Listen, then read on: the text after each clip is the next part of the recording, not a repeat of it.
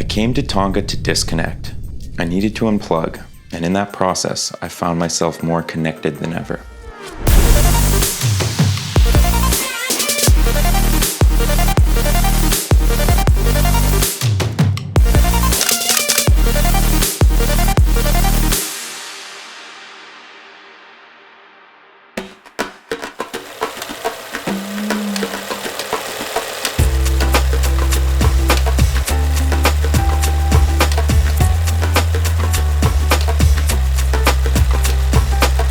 Tonga is the perfect place to disconnect.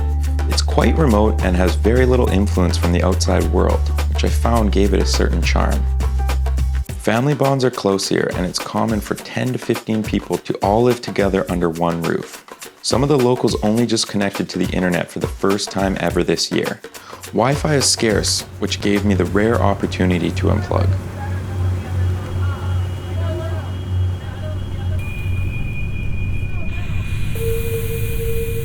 So for me, there's just no greater feeling of just lying underwater or being submerged underwater where you can just feel weightless.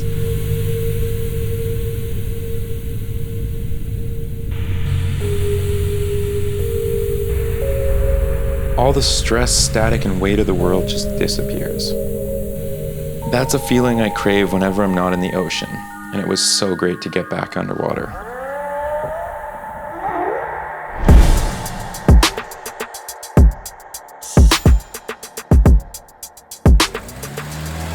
Aside from the online exploration, Tonga actually has a lot to offer as far as snorkeling. There's a lot of hidden spots tucked between the islands.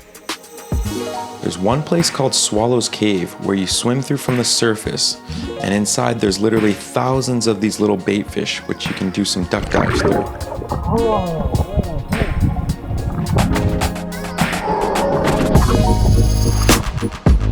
With the sunbeams shining through and the walls of reflecting fish, really makes for a magical little spot and a great place for capturing some epic shots.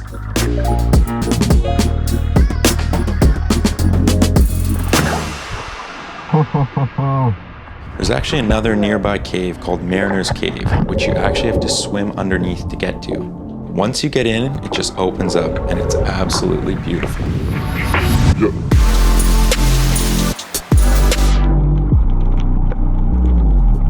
And then there's another couple of areas where you can find little cracks and swim-throughs. You can practice breath holds and do penetrations, and just enjoy some underwater exploration. Aside from that, there's not a huge abundance of reefs, but there are some coral reefs that you can snorkel around and see some different marine life, which was a nice little side attraction to the real reason why I was here.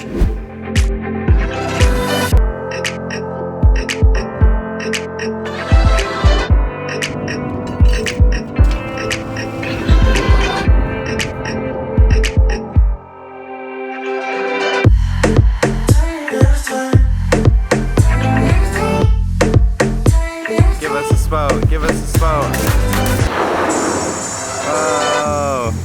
Aside from the perfect place to reflect and unplug from the outside world, Vava'u is also incredible because the entire island is quite heavily influenced and reliant on the whales and the economy they bring. When the whales arrive, which is right around June and July, so do all the ocean enthusiasts. That's when all the business really ramps up. And of course, when all the tourism money comes in. When you walk around town and look at all the shops, it's all whale merchandise and t-shirts. You go to the market, you'll see all the carvings and handcrafts that the local people actually made out of washed up whale bone. Even around town, all the restaurants are full of tourists who have come here to see the whales. All the business is based off the fact that the whales are there, which provides the people with value and in turn keeps these whales protected. It's quite an interesting connection between the people and their appreciation for the whales, and everybody wins when the whales come to play.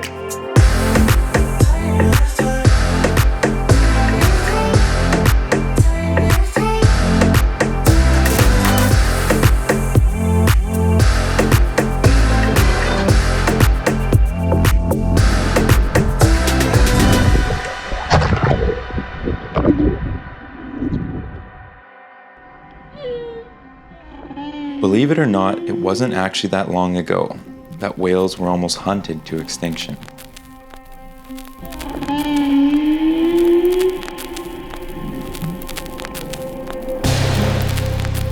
When whaling started thousands of years ago, every part was used. We were heavily reliant on their oil to power our lamps and light up our cities and towns all over the world. Like many things in this world, our demand and rate of consumption was far greater than what could be sustained. As whaling practices advanced and fleets expanded, in a very short amount of time, whale populations were desecrated all over the world.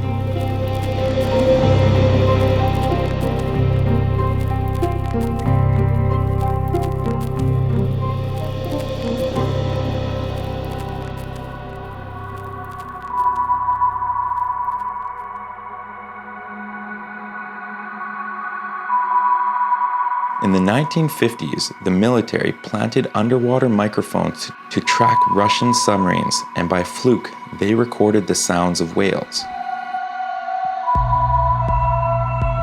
Over a decade later, researchers got their hands on those recordings, which further sparked curiosity. Shortly after, it was concluded that these whales were actually singing, and in fact, the entire ocean had its own language.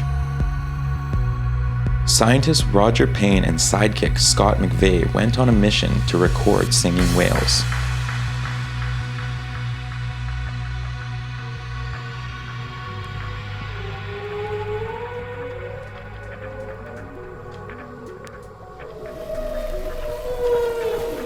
The Song of the Humpback Whale album went on to sell millions of records worldwide, and still to date is the highest selling environmental album of all time.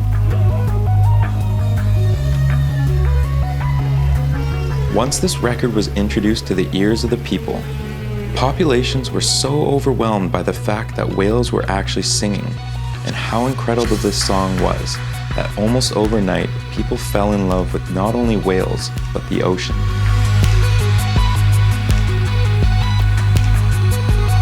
This sparked a movement and people came together and fought for nature, and because of this, our whales were saved.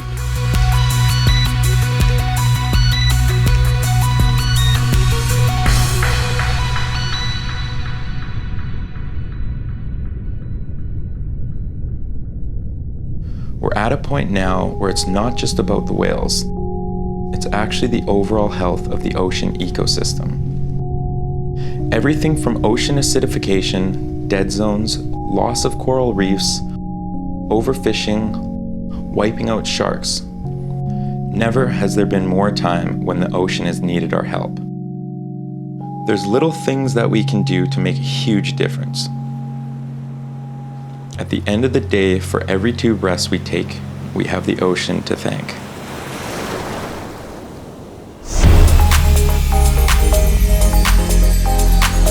So as I left, I felt revitalized and reminded with just how much I love the ocean. It's always been a part of me and forever will be. And there's no greater feeling than when I am by the sea. It's one of those places where you can lose yourself and find yourself at the same time. In some sense, it's completely silent and you have nothing but your own thoughts and feelings. Another sense, it's loud and full of life and energy, and a place that's vibrant and full of color. It's like a fantasy world that has endless possibilities, where you can witness things beyond your wildest dreams. It's almost like it becomes a part of your family. When you have that bond and you love something, you feel that much more obligated to protect it. Whether you're away from it for weeks or months or a year, that connection never disappears, and it will always be a place you call home.